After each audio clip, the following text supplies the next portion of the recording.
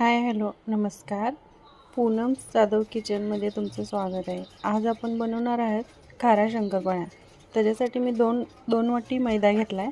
त्याच्यामध्ये थोडेसे ओवा, जिरे, कस्तुरी मेथी ते टाकले आणि कस्तुरी मेथी जर थोडीशी मोठी वाटत असेल तर थोडीशी बारीक करून घ्यायची. हे थोडंसं बारीक करून मग हे पिठामध्ये टाकून घ्यायचं.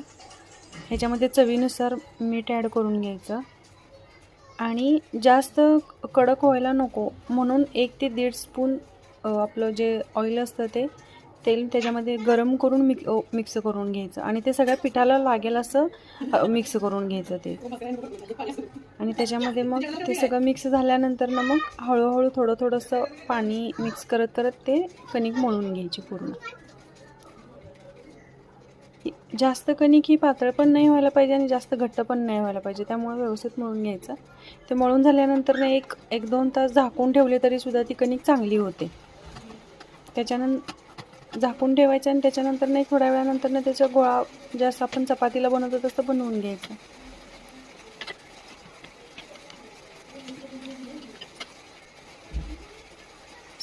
आपल्याला म्हणजे ह्याच्यामध्ये भरपूर प्रकारे आपण बनवू शकतो वेगवेगळे हे जसं आपल्याला पाहिजे तसं. मी असे वेगवेगळ्या प्रकारचे बनवले ते. मग हे आपण नॉर्मल असं कट करून चौकोनी बनवू शकतो किंवा चाकूने कट करून हे असेही बनवू शकतो लहान होते. जसं आपल्याला पाहिजे त्या पद्धतीनं आपण बनवू शकतो किंवा लहान मुलांना जर खायला पाहिजे असेल तर हे असे वेगळ्या पद्धतीनं पण बनवू शकतो, असं गोल वगैरे करून. ते पण छान वाटतं.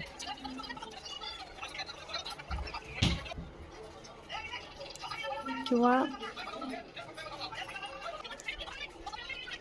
म्हणजे आपल्याला जसं छान वाटतील त्या प्रकारे वेगवेगळ्या प्रकारे बनवल्यामुळे लहान मुलांना हे भारी वाटतं. हे जे असं टोपण ह्याच्याने बनवलं की ह्याला असा काजूसारखा आकार येतो, त्यामुळे पण हे खूप छान वाटतं.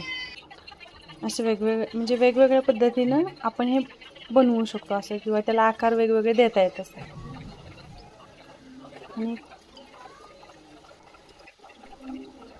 आता मस्तपैकी हळूहळू तळून घेतले वेगवेगळ्या 4ही प्रकारच्या प्रत्येक ह्याच्यामध्ये आणि अशी खमंग अशी शंकरपाळी तयार आहे.